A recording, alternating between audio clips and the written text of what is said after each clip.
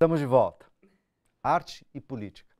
Essa é a conversa de hoje no Melhor e Mais Justo, nesse programa especial de fim de ano do Melhor e Mais Justo. Estão aqui com a gente Naruna Costa, atriz, diretora, apresentadora, cantora e compositora, e Pedro Granato, diretor, autor, professor de teatro. 2018 será mais um ano emblemático na cena nacional. Como recriar vias de expressão e de ocupação de todos os espaços da arte, como a arte pode despertar um senso crítico, social e político. A gente terminou o primeiro bloco falando da arte, polemizando, eu provoquei o Pedro aqui, a Naruna entrou na conversa e tal, e o Pedro estava louco para falar disso. Vamos voltar a essa questão. Então, esse lugar da arte, né? E como que ela entra no debate político, se é que ela poderia estar fora em algum momento. Agora que teve intervalo, eu não quero mais falar. Não, não, mas o que eu estava querendo discutir em cima do que a gente estava falando aqui é o quanto também eu acho que a gente tem que quebrar a nossa visão de construir os lugares que são da arte. É claro que tem pontos importantíssimos e fundamentais para a arte, mas também a ideia de que a gente está fazendo com que a cultura e a arte chegue até a cidade, não só a cidade chegue até. Né? As ruas de São Paulo também têm arte, também são um museu a céu aberto. Para a gente quebrar um pouco essa visão muito só do lugar, né? Que eu acho que às vezes eu me vejo repetindo. Meio reificada, né? Da arte, do isso artista. É arte, isso não é arte, esse entende, esse não entende. No fundo, eu acho que assim, o artista entende a realidade das pessoas que estão indo. Essa é uma pergunta pertinente para a gente, né? Então, o quanto para mim, a arte, a cultura conseguir atravessar, romper muros e barreiras e ocupar mais as praças, as ruas, para mim está aí também uma das grandes guerras simbólicas que a gente viveu em 2016 e 2017. Com a proibição de praças, de ter apresentação, mesmo os museus, mas também outros lugares. Né? Se no museu aconteceu isso, imagina na praça que se faz teatro de rua, imagina na festa de rua. Blindados, né, como o Sesc e tudo mais, imagina... Então, se nesse lugar que é super preservado, que tem uma, né, a gente pegou o MASP, eu fui ver lá no MAN, a TV estava apagada, teve a performance Labete, que foi a performance que deu todo o problema, eu vi a etiqueta lá e a TV apagada, pode ter sido uma casualidade. Fui na exposição História da Sexualidade no MASP e tinha cortina preta. Se esses lugares têm décadas de nome, de apoiadores, instituições estão sofrendo isso, imagina os pequenos teatros, imagina as outras casas de cultura, a cultura informal, o slam na rua, quanta censura não teve a tantos slams, quanta censura não teve a tanto teatro de rua. Ou seja, o quanto também que a gente não deve lutar por essa ocupação, por difundir mesmo, quebrar os muros e barreiras de uma vez também, sabe? É nesse lugar que acho que a perspectiva pode ser boa, porque para transformar, a gente tem que ter, acho que é isso que estamos falando aqui, que é um pouco que a Naruna estava falando, que é, para transformar a gente não pode considerar que estava bom, né? A gente tem que considerar que a gente está começando um processo longo. Não é que a gente perdeu, tinha tudo, perdeu e agora eu estava vendo um vídeo dos anos 90, tava todas essas figuras aí que a gente está nos apavorando, elas estão aí há muitos anos, a gente em alguma hora esqueceu um pouquinho, pensou em outra coisa. E quando não está ela, está o filho, está a prole, tá os filhotes todos, né? E aí, ocupar esses espaços é uma estratégia vital para a arte? É a estratégia. Ocupar todos os espaços. Porque a gente não tem espaço nenhum, né? Então, o que eu acho maravilhoso no movimento de cultura periférica é a gente ocupou a nossa própria casa, né? Então, sei lá, de alguns anos para cá, essa ideia de que tinha que atravessar a ponte, de ir até o centro e ir atrás das coisas e colher as informações ou levar a nossa arte até lá e tal, isso quebrou. Então, assim, é aqui, gente, é com a gente mesmo. Então, a gente pode fazer pensar a nossa cultura e a nossa política na nossa própria casa, até porque é mais saudável para a gente por aqui, e criar um sistema de autossustentabilidade, assim. Então, é isso, até moeda a gente criou. É mesmo? Né, tem a moeda Sampaio, que o Thiago, enfim, você pode convidar um dia o Thiago Vinícius para mim falar sobre isso, que ele vai saber falar melhor, mas que é uma moeda, e a Agência Solano Trindade também, que criou esse projeto de pensar não só no Banco Solidário, mas na troca de solidária com trocas artísticas e espaços de mercados comunitários. De economia solidária. Exatamente, a economia solidária e passear tanto pela comida quanto pela troca artística. Isso é uma moeda de troca e poderia ser. Então, esse movimento existe, assim, e isso se deu porque o nosso espaço foi ocupado. Então, assim, a gente tinha lá o fundo da nossa casa. Então, as Capulanas foi fazer o teatro de quintal, no quintal das Quebradas. Então, porque a Quebrada era assustadora. Nos 90, gente, o que é Capão Redondo nos 90? Né? Então, assim, criou um aspecto tão terrível, né, nas comunidades, na periferia, que até a gente que mora lá e que sabe que, assim, a coisa não é tão feia quanto pintam, porque Capão Redondo mesmo, né? A criminalidade não era tão grande, só que toda a região era tudo que acontecia de delito era registrado numa única delegacia que fica no Capão Redondo, então que acolheu todos os índices altos de criminalidade de São Paulo durante muitos anos. Então fala Capão Redondo, todo mundo tem medo de passar perto, e é uma mentira. Que é violenta? É violenta, claro, como toda a periferia, mas porque a polícia vai lá e é violenta lá. E porque as condições miseráveis fazem com que qualquer pessoa, ser humano, seja violento para comer, né? Então a gente começou a gente mesmo foi quebrando isso e criando espaços de fôlego, de respiro, de alimento, de iluminação, né, nesses locais. Então tem o Sacolão das Artes, o Espaço Clareou, a Goma das Capulanas na Piraporinha, aí o Quilombaque, na Zona Norte. Então isso já criou uma rede que deu uma fortalecida, assim. Foi, graças a Deus, agora já dá para a gente ganhar forças para voltar ao centro e ocupar esses outros espaços. Agora, com um pouco mais de... Primeiro, com alguma dignidade, porque até edital para sarau hoje em dia tem, porque é muito forte. Não dá para negar essa cultura que existe. Então, eles tiveram que acolher.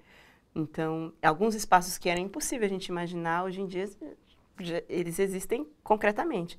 Então, é possível hoje o sarau do Binho circular em SESCs ou em espaços pela porta da frente, sem chutar a porta, entendeu? Mas a gente também chuta de vez em quando, para ocupar, né, Casa Amarela, sei lá, alguns espaços para poder existir. Só que agora a gente tem um pouco mais de força, porque a gente comeu em casa, conseguiu parar e se fortalecer. Eu acho que o movimento de cultura periférica é um exemplo que que serve para muitos movimentos, assim, para pensar muito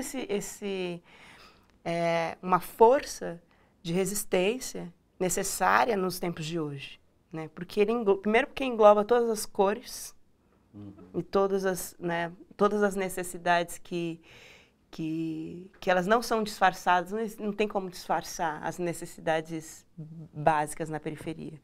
Quem é transexual, não tem como negar, não tem como fugir disso. Porque é a realidade, é tanto perrengue que não dá para ter tempo de ficar disfarçando a minha sexualidade. Isso acontece, claro, mas demora menos tempo do que eu acho que se as condições fossem outras.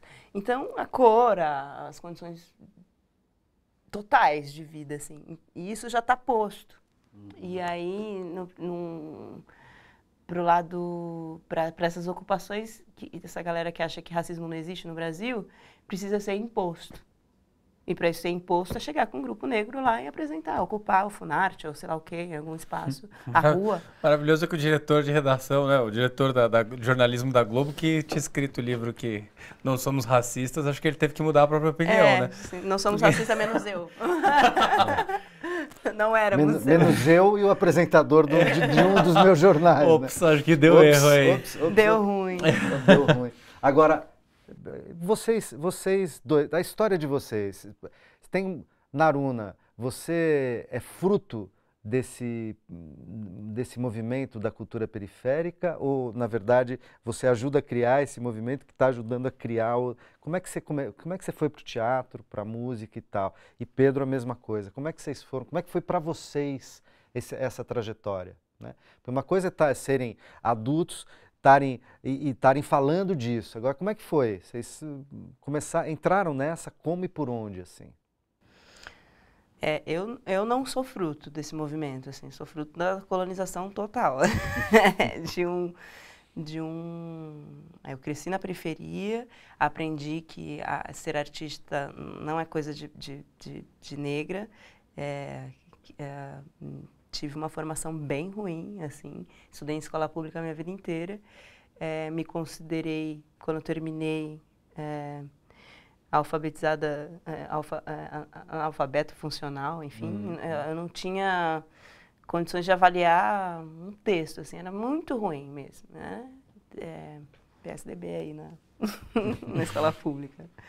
Então, eu fui conhecer o teatro, já era adolescente, sempre fui de cantar, de fazer coisas, de escrever, mas o primeiro livro que eu li foi Quarto de Despejo, porque por algum motivo ele parou na minha casa, assim, meu pai tinha acesso a algumas coisas e chegou, só que eu achava muito triste e eu não entendia, e eu escondia esse livro, assim, eu não li ele inteiro na minha infância, pré-adolescência, porque eu achava, e ela falava algumas palavras que eu tinha medo, sabe, assim, eu tinha muito pudor, eu fui criada, né, na igreja católica, então, só que eu descobri teatro na minha adolescência, quando eu vi pela primeira vez, eu falei, nossa, quero fazer isso.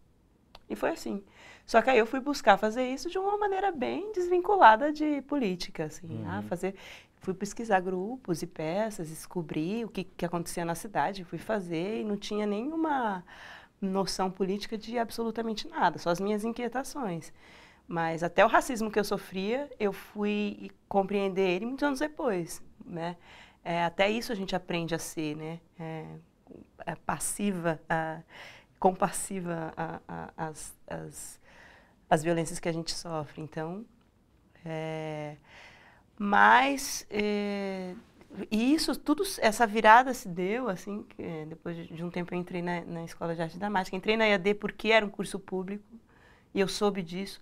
Cara, eu não me sinto atriz, eu não sinto que eu mereça fazer teatro ainda, assim. Eu falava isso. Naruna, tem um curso ótimo, que é na USP, tenta lá. É público? Era público, eu fui tentar porque era público. Não sabia o que era EAD, a história da EAD e tal. Então não tinha esse olhar, essa gana que as pessoas têm pelo histórico, fazer EAD e tal. Eu não tinha isso, eu fui inocente assim mesmo. Da quebrada, e lá, prestei, passei. E aí que, quando eu me vi fora de Taboão da Serra, quando me vi fora, que aí eu entendi, aí eu vivenciei o racismo mesmo, porque é uma universidade muito elitizada. Então, e não é porque eu sofria alguma coisa lá dentro, é porque eu deixei de viver numa comunidade em que existiam negros. Porque enquanto eu sofria racismo mais lá, que eu era, todo mundo era, né, a maioria, era uma coisa. Agora, fora e me ver o tempo inteiro, nossa, mas só tem eu, nossa, mas por que as pessoas me olham assim? Por que estão me perguntando isso? Como que a pessoa sabe que eu sou pobre? Como que a pessoa sabe que eu... Sabe? Então, essa experiência foi me fazendo... E aí foi muito rápido. E aí, na IAD, a minha opção na escola era... Eu já tinha um grupo de teatro em Taboão, eu falei assim, eu preciso voltar, eu preciso fazer esse teatro lá, porque eu estou entendendo umas coisas, eu preciso fazer essa ponte. E a minha escolha era, ou eu paro, depressiva, não é? Eu deprimo com essa realidade, ou eu vou atazanar todo mundo aqui. E eu atazanei. Meus 5 anos na EAD, eu atazanei. E foi num lugar de descoberta, assim, porque era descoberta artística, elaboração artística e depoimento político, que eu estava descobrindo naquele momento, mas eu queria ter. Mas também entrei em contato com o movimento estudantil e tudo mais, que a universidade também traz, né? Que é esse contato com essas lutas políticas, que imagina, nunca estudei isso em 13 anos na escola pública. O que era ditadura? A gente nem estudou isso, a gente nem entendia o que era isso, assim, de fato, né, na escola. Não existe. Geografia é desenho de mapa. Eu fiz desenho de mapa. É isso, assim. Então, a gente não estuda história, de fato. Demanda muito tempo. Eu entendo os professores, porque é muito difícil mesmo fazer esse caminho político para uma população que está precisando do básico, do básico do básico. Então, eu fui ter todo esse contato depois com o teatro. O teatro me apresentou tudo, a política no Brasil, quem eu era, o que eu era, a cor que eu tinha. Politizou. O teatro me politizou. E aí, eu fiz o meu teatro um teatro político, foi quando a gente aterrou em Taboão da Serra. Pedro. Olha, nesse sentido tem uma coisa um pouco exceção, porque a minha família, meu pai era artista plástico, então eu quase que me sinto em dívida de ter tido esse privilégio de ter um pai que apoiava essa arte e tento fazer um pouco o que ele fez para mim e para todos os meus alunos. Dou muito aula, porque muitas vezes você vai dar aula e tem aquela família que não quer que eu seja artista, que seja atriz, que seja não sei o quê, e eu falo, tenho que dar esse apoio, já que eu tive esse caminho mais estruturado, no sentido de meu irmão dança, faz parkour, é super, né, da dança contemporânea, e meu pai era artista plástico, então, tipo, tinha um ambiente muito tolerante, não foi um sofrimento na minha casa fazer teatro ou cinema. Tinha um caminho muito aberto, assim, eu nasci, meu pai estava fazendo montagem da exposição dele na Bienal, nasci no dia seguinte, sabe? Mas eu acho também, eu concordo, eu acho que o MBL que não nos ouça, mas a USP tem um papel, eu acho, de politização muito forte. Eu acho que eu já era muito politizado e já fazia no meu colégio, que era mais conservador, que eu era mal visto por ser filho de artista, era aquele monte de pai mais profissional liberal, ou empresário de repente é artista, meu pai era exótico, meu pai veio do interior do Rio, uma coisa muito mais também, uma formação muito mais autodidata, mais espontânea, depois ele foi fazer Belas Artes, mas ele tinha uma coisa muito, né, fazia performance, coisa com Hélio Sica, então bem anárquico sempre, então aquilo chocava o pessoal. E aí qualquer coisa que eu falava, eu já era o artista, eu já era estigmatizado do artista. Então também desde o começo já tinha esse bullying de criança de esse aí é artista. E sempre fiz na escola, assim, coisas, todos os trabalhos que eu podia ter um pouquinho de chance, eu já levava um instrumento, pintava cartaz, fazia no meio do recreio, então isso já rolou pra mim. E o teatro veio para um caminho muito involuntário, porque eu era apaixonado por cinema, apaixonado por narrativa, por história, ficar vendo, consumindo, sabe? Aquela hora que eu troquei o futebol por ver filme e parei de ver futebol no fim de semana, para tudo que eu podia ver, anotava os filmes que iam passar na TV, parará. Mas quando eu entrei na USP, que eu fui fazer cinema, eu comecei a conhecer a galera de teatro, até porque o pessoal de cinema vinha daquela época do fim de Brafilme, do Collor, que matou o cinema nacional, então ninguém de cinema estava trabalhando com cinema. Ninguém estava dirigindo cinema, então não tinha professor de direção, não tinha gente que podia ensinar direção de atores, porque ninguém estava trabalhando com atores. Por isso que depois disso a gente chama, inclusive, o período seguinte de retomada. Retomada, né? Porque foi uma retomada. Teve um ano que teve um filme que foi feito pelo Walter Salles, ou seja, acabou o cinema nacional. Então era um momento de... a Suzana Amaral, que tinha dirigido A Hora da Estrela, né, em cima da Clarice Lispector, ela tinha, sei lá, dirigido nos Estados Unidos. Ela dava direção de ator, mas é porque aqui ela não tinha dirigido. Ela falou, vai fazer teatro. Pra você aprender a lidar com ator. Só que daí eu comecei a fazer teatro e nem sei que horas que eu tomei essa decisão, nunca mais parei. Desde o primeiro dia que eu comecei a fazer teatro, eu nunca mais parei. Até porque eu acho que o teatro tem essa comunicação muito direta. O cinema, nesse sentido, ele é muito mais técnico, né? Ele é muito fita, isso, né? O estúdio aqui, as câmeras, aí leva, perdeu a fita, edita. Né? É muito mais técnico. Indústria, né? E o teatro tem uma coisa do dia a dia, de você olhar pra pessoa, fazer ali, você quer falar um assunto, você... corre, você faz aquela peça. Também, um pouco aí como a Naruna, já pinguei pra música, já fiz música, já gravei CD, blá, blá, blá. Mas estive no teatro, aí minha raiz, por essa questão de ser muito conectado com a expressão, muito com as pessoas. E aí também, acho que aí ao fazer, a gente vai se dando conta do precipício. Nesse sentido, eu achei bonito o que você falou, acho que de outras maneiras, de outro lugar de fala, tudo. Mas porque a primeira coisa quando eu fui fazer teatro, eu falei assim, eu não fui estudar teatro, então eu não queria pegar todos os clássicos e não tinha esse respeito pela cultura do teatro. Eu falava, eu quero fazer teatro no bandejão, eu quero fazer teatro na praça. E a gente ia fazendo as nossas peças, escrevendo as nossas peças super irreverentes e políticas pra caramba, pegando notícia de jornal. Então eu fui depois estudar, entendeu? Depois de muito tempo renegando essa cultura oficial, das tragédias gregas. O Abaca eu falei, tá bom, vamos estudar mesmo. E fui fazendo um monte de oficinas, mas eu comecei muito por um viés de teatro de rua, de ocupação do espaço público. Aí você vai pegando tudo que tá dando errado, né? Você vai fazer teatro ali na praça, você vê que tá toda quebrada, que tem gente lá, aí vai. A gente vai fazer teatro na FEBEM, a gente vai fazer uma peça sobre... Capitães da Areia, a gente leva pra FEBEM. Cada hora você vai dando uma viagem iniciática. Você vai olhando e falando, opa, esse tema que eu tô falando, ele é muito concreto.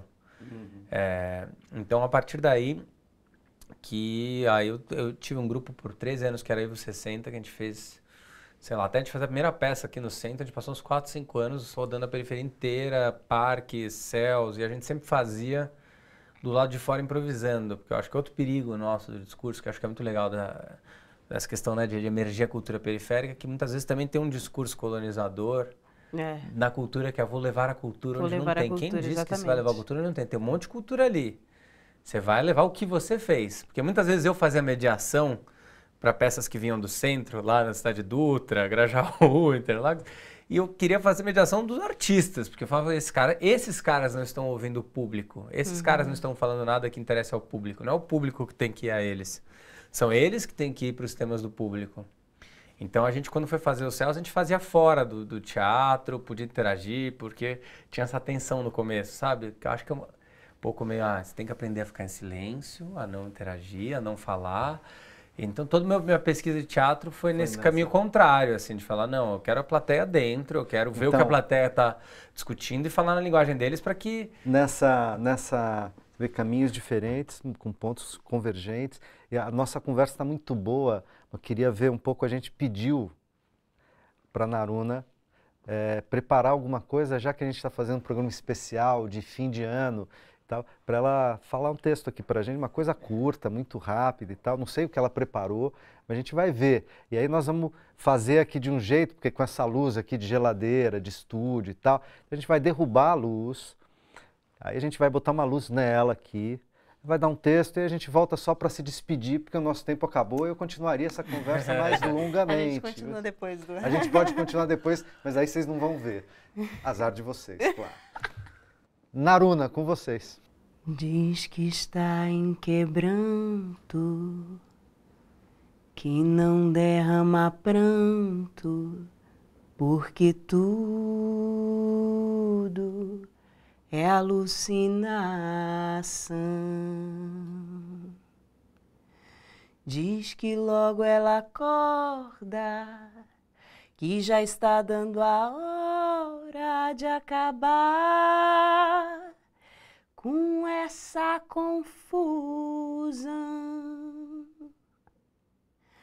Fala que essa dormência ora tem decadência e quer ir imunizada pela fé.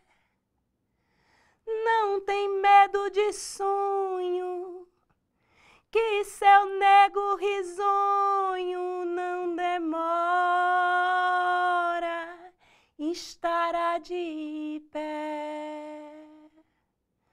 Não quer consolo ou abraço, nem oração, nem compasso, que fale sobre o pedaço que ele deve ter no céu.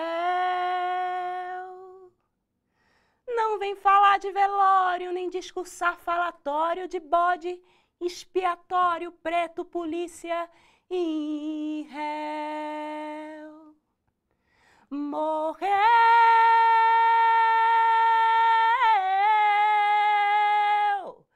não dá pra esconder, Mandela acorda. Morreu, grita pra ela saber, ô favela vá ver, Mandela acorda. Mandela.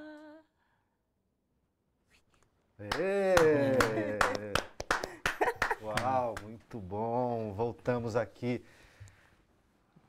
Gente, isso aí.